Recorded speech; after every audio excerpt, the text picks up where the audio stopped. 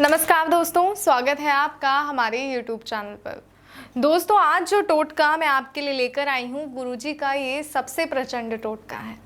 जी हाँ, ये वो टोटका है जिससे चंद मिनटों में वशीकरण हो जाता है। क्या आपने कभी सोचा है कि चंद मिनटों में वशीकरण कैसे हो सकता है? जी हाँ, तो आइए समय ना बर्बाद करते हुए मैं आपको बताती हूँ कि आखिर कैसे चंद मिनटों में आप किसी को अपने वश में कर सकते हैं, किसी को अपने प्यार में पागल कर सकते हैं। परिवार में कोई रूठ गया है, कोई तनाव हो गया है, मियाँ बीवी में अनबन हो गई है, मियाँ बीवी की बात नहीं सुनता और बीवी जो है मियाँ की सुन के राजी नहीं है, तो ऐसे में अगर ये वशीकरण का तरीका दोनों में से कोई भी अपनाता है तो जो रिश्ते हैं उसमें इतनी मधुरता आ जाएगी जो शायद पहले भी ना थी। अगर ऐसी मधुरता आप अपने रिश्ते में चाहते हैं, ऐसा प्यार आप अपने रिश्ते में चाहते हैं, तो इस वशीकरण के तरीके को ज़रूर अपनाइएगा। तो आइए मैं बताती हूँ आपको कि आपको क्या क्या सामग्री है जिसकी आवश्यकता होगी। तो सबसे पहले आपको 3 नींबू चाहिए और इसके साथ आपको एक सफ़ेद कपड़ा और एक लाल पेन की भी आवश्यकता होगी। इन 3 चीज़ों के माध्यम से आप किसी को अपने वश में कर सकते हैं। तो आइए विधि शुरू करते हैं। सबसे पहला नींबू जो आपको लेना है उसके ऊपर आपको लिखना है 786।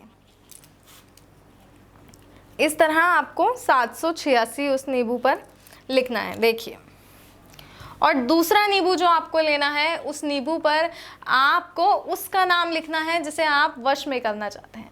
मान लीजिए जिसे आप वश में करना चाहते हैं उसका नाम है रीना, तो आप लिख दीजिए रीना,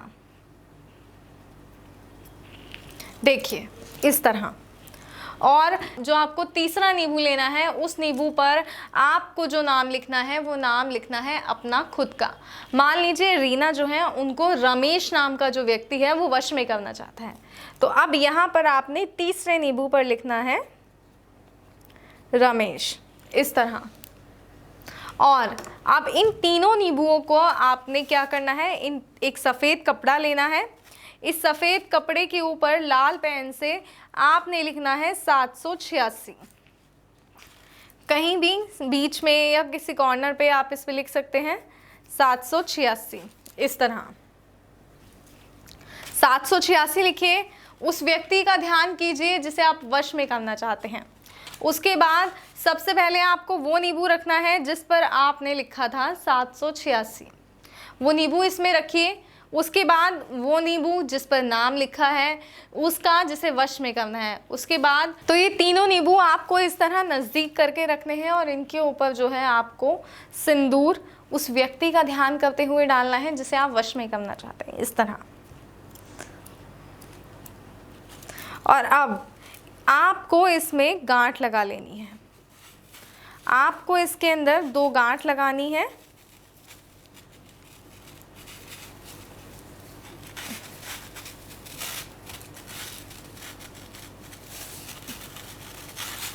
एक इस तरह और एक इस तरह।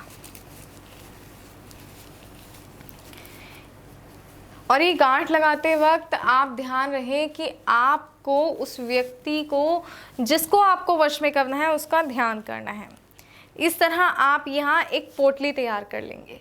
जैसे ही आप ये पोटली तैयार कर लेंगे, इस पोटली में आपको क्या करना है, इस पोटली को ले जाकर आपको एक बहते हुए पानी के अंदर छोड़ देना है। ध्यान रहे बहते हुए पानी में छोड़ना है। और इस बात का भी खास तौर पे ध्यान रखना है कि ये जो पोटली है जब आप पानी में छोड़ेंगे उस वक्त कोई भी आपको पीछे ना देखे और ना ही आपको पीछे मुड़कर देखना है। कई बार होता है कि हम वशीकरण विधि करते हैं, कुछ प्रवाह करने जाते हैं और सोचते हैं कि एक बार देखें ज़रा मुड़कर, क्या वो बह गया है या अभी वही है या उसे दोबारा बहाने की ज़रूरत है। ऐसा नहीं करना है। आपने एक बार उसे प्रवाह कर दिया मतलब आपका कार्य हो गया। जी हाँ, और जैसे ही प्रवाह कर कर आप अपने घर में आएंगे, मानो आपका प्यार आपके सामने ही होगा।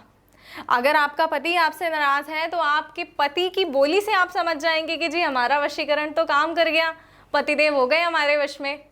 जी हाँ, और अगर आपकी प्रेमिका नाराज़ है तो उनके बर्ताव से आप समझ जाएंगे। अगर परिवार में अनबन है, परिवार वाले आपस में बात नहीं कर रहे, तो इस विधि के करने से परिवार में इतनी मधुरता आ जाएगी शायद पहले भी ना थी। तो अगर आप चाहते हैं ऐसे ही किसी समस्या से निपटना, ऐसी ही किसी समस्या से छुटकारा पाना, तो एक बार गुरुजी को फ़ोन अवश्य करें। गुरुजी आपको बताएंगे कि ये विधि आपको अपने राशि के अनुसार, अपने नाम के अनुसार किस तरीके से करनी है, कौन सा सही तरीका आपके राशि और नाम के अनुसार है, जिसे करके, ये विधि करके आप अपने वशीकरण सिद्ध कर सकते हैं और अपने आप को खुशियाँ दे सकते हैं। तो इस बात का खास तौर पर ध्यान रखिएगा और इस बात का भी कि वशीकरण करते वक्त आपको कोई ना देखे। तो दोस्तों फिलहाल दीजिए इजाज़त, फिर हाजिर होंगे एक नए वशीकरण विधि के साथ। गुरुजी बताएंगे कि किस तरह प्रचंड वशीकरण किया जाए इस विधि के साथ। फिर मैं हाजिर होंगी। नमस्कार।